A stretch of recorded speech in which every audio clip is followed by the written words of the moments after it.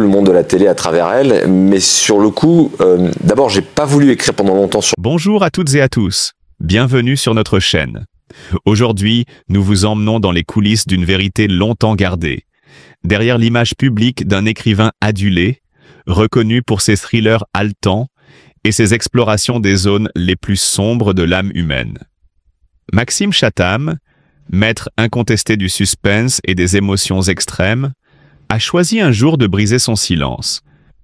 Et ce qu'il a révélé, même en quelques mots à peine, a fait l'effet d'une onde de choc dans le monde littéraire et au-delà. Pendant des semaines, les rumeurs ont circulé, parfois ténues, parfois insistantes. Les murmures se faisèrent pressants, alimentés par une presse toujours avide de drames intimes. Mais lui, fidèle à sa discrétion légendaire, a conservé cette apparence impassible que seuls connaissent ceux qui portent des blessures invisibles. Chaque geste, chaque regard, chaque silence semblait calculé pour protéger ce qu'il avait de plus intime. Derrière le masque de l'écrivain sûr de lui, capable de plonger ses lecteurs dans l'angoisse et l'émotion, se cachait un homme aux blessures discrètes mais profondes. Un homme qui, depuis des années, transformait sa peine en art. Puis, un jour, tout bascule. Un mot, un souffle, un message jeté comme une bouteille à la mer. Je me sens triste. 3 mots simples, presque enfantins dans leur simplicité, mais d'une intensité bouleversante. Ce n'était pas une phrase destinée à apaiser la curiosité des médias ou des fans. C'était une confession, une fenêtre ouverte sur une douleur que nul ne soupçonnait. Ces mots dévoilent un homme confronté à l'effondrement d'un univers intime. 15 années partagées, 2 enfants merveilleux, et un couple avec Faustine Bollaert qui s'éteint doucement, non dans le tumulte ou la rancune, mais dans une mélancolie digne, celle de ceux qui savent que l'amour, comme la vie, connaît ses saisons. Maxime Chatham n'a jamais répondu aux attaques, aux insinuations, ni aux accusations implicites. Son silence n'était pas un aveu de faiblesse, mais un choix réfléchi. Un espace pour respirer, pour laisser retomber la poussière, pour écouter sa propre voix dans le vacarme ambiant. Et quand il parle, ce n'est pas pour se justifier, mais pour partager une vérité brute, sincère, qui touche chacun d'entre nous. Derrière l'écrivain, capable de créer des labyrinthes littéraires où chaque ombre devient personnage, se cache un homme capable de vulnérabilité, de lucidité et d'une humanité rare. Chaque mot qu'il écrit, chaque roman qu'il construit, est désormais un miroir de cette fragilité assumée. Là où d'autres n'auraient pu se laisser engloutir par la douleur, lui la transforme en énergie créatrice. Là où la tristesse aurait pu consumer, il invente, il bâtit des mondes. Ces livres ne sont plus simplement des thrillers. Ils deviennent des fragments de vie, des témoins d'un cheminement intérieur, des ponts jetés entre le lecteur et l'auteur, entre la douleur et la beauté, entre la fin et le commencement. Ce moment particulier de sa vie restera gravé comme une date charnière. Un instant où Maxime Chatham n'est plus seulement le romancier que l'on croyait connaître, mais un homme pleinement humain, un père, un compagnon blessé, mais surtout un créateur indomptable. Ses lecteurs découvriront non seulement le maître du suspense qu'ils aiment, mais aussi celui qui ose exposer ses fissures pour les transformer en art. Chaque page, chaque chapitre devient un témoignage de courage, de résilience et de lucidité. Dans cette période délicate, Maxime n'a pas choisi l'amertume ni la rancune. Il n'a pas crié, n'a pas accusé. Il a fait plus fort. Il a parlé avec simplicité, avec vérité, laissant transparaître cette mélancolie qui naît quand l'amour change de forme. 15 ans de vie partagée, 2 enfants merveilleux, un lien indestructible même face à la séparation. Ce n'est pas un règlement de compte, mais un silence chargé de sens, plus éloquent que 1000 discours. Ce qu'il traverse ne fragilise pas son écriture. Bien au contraire. Chaque blessure devient un moteur créatif. Chaque émotion brute un matériau pour bâtir des univers plus vrais, plus vivants. L'homme derrière le roman transforme sa vie en matière romanesque, en explorant la complexité des âmes, la beauté fragile qui se cache dans la nuit, et la force qui surgit là où la douleur pourrait tout détruire. Et c'est peut-être là la leçon la plus rare et la plus précieuse, que l'art, lorsqu'il était nourri par la vie elle-même, par ses peines et ses espoirs, devient immortel. Que le silence peut être plus éloquent que tous les mots du monde. Que même lorsque tout semble s'effacer, il existe toujours une lumière, même fragile, qui éclaire le chemin. Maxime Chatham nous rappelle que la vie continue, qu'elle se transforme, et que l'écriture n'est pas seulement une échappatoire, mais un acte de résilience, une manière de renaître à chaque page. Alors, quand vous lirez ces prochains romans, souvenez-vous, derrière chaque intrigue, derrière chaque suspense, se cache un homme qui a osé mettre ses propres blessures au service de son art. Un homme qui nous enseigne que la douleur n'est pas une fin, mais un commencement. Un créateur qui, même dans la tourmente, choisit de bâtir plutôt que de se laisser engloutir. Et dans ce monde parfois cruel et indifférent, c'est peut-être le geste le plus courageux qui soit. Maxime Chatham, ce nom résonne aujourd'hui bien au-delà des frontières du simple succès littéraire. Car derrière l'écrivain de thriller, reconnu pour sa précision chirurgicale dans la construction du suspense, se cache un homme traversé par des épreuves que peu de lecteurs imaginaient. Ses carnets intimes, ses notes éparses et les confidences de ceux qui l'ont approché dévoilent un portrait inattendu. Un homme fragile et puissant à la fois, un créateur qui transforme ses blessures en art et qui nous entraîne dans une intimité rarement dévoilée. Dans le silence de son bureau, il rassemble les fragments de sa propre existence. Éclats de lumière, ombres secrètes, douleurs refoulées, et les assemble pour bâtir un roman d'une intensité rare. Ceux qui ont eu accès à ces notes parlent d'un récit où chaque seconde est lourde de signification. Une seconde suffit pour qu'un accident, un mot irréfléchi ou une révélation inattendue bascule le destin des personnages. Et peut-être celui de l'auteur lui-même. Ce détail, ce chiffre qui revient sans cesse dans son texte, devient un symbole obsessionnel. Le moment précis où la vie se transforme, où l'amour peut se perdre, où la mort peut frôler l'âme. Pour Maxime Chatham, la littérature n'est jamais un simple divertissement. Chaque mot, chaque phrase, chaque respiration de ses personnages est une tentative de rendre tangible cette fragilité humaine que nous partageons tous. Ceux qui l'ont croisé ces dernières semaines racontent un regard plus grave, un sourire plus rare, mais aussi une intensité nouvelle. Comme si la souffrance, loin de le briser, avait aiguisé sa perception du monde et éveillé une sensibilité que même ses lecteurs les plus fidèles n'avaient jamais perçue. Ce nouvel ouvrage ne se contente pas de raconter une intrigue. Il est un voyage dans l'intime, une exploration de l'ombre et de la lumière qui coexistent en chacun de nous.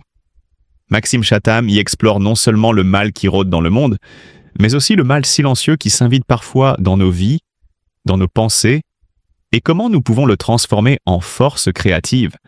Ces épreuves personnelles deviennent matière première, et le lecteur ressent physiquement cette urgence, cette tension, ce souffle qui s'accélère à chaque page. Les forums de passionnés bruissent de théories.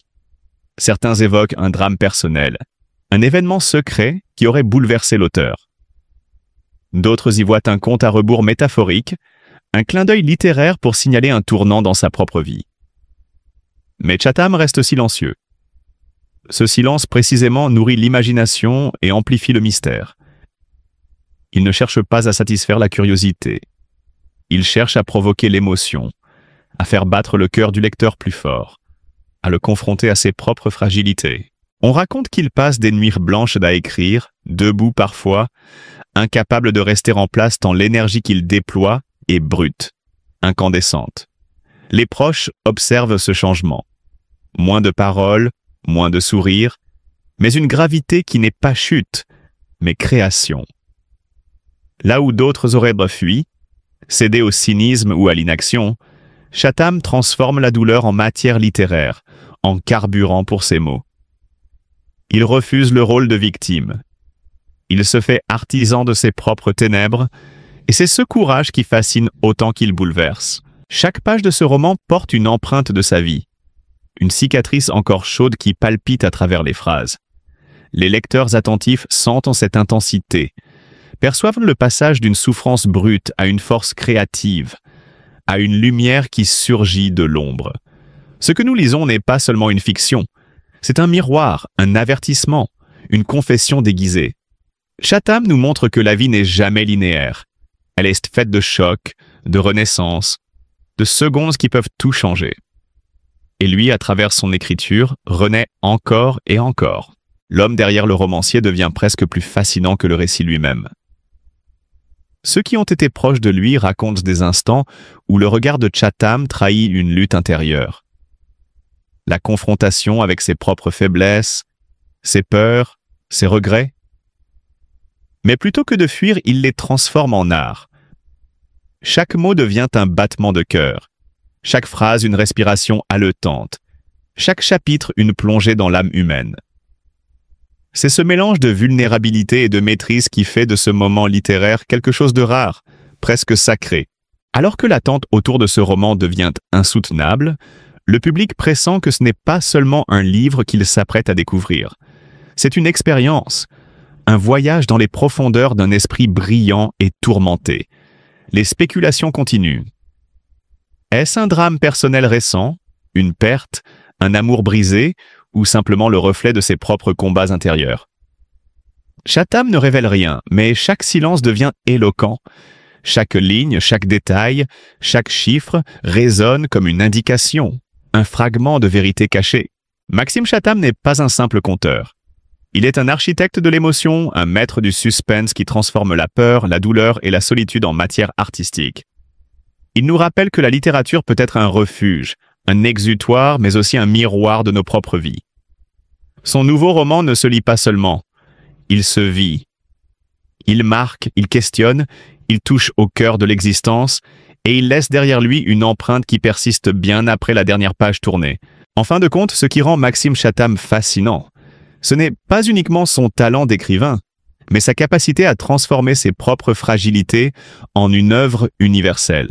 Son génie réside dans cette faculté à mêler l'intime et le collectif, à rendre ses blessures accessibles à chacun de nous, et à prouver, page après page, que même dans l'ombre la plus profonde, il est possible de créer de la lumière.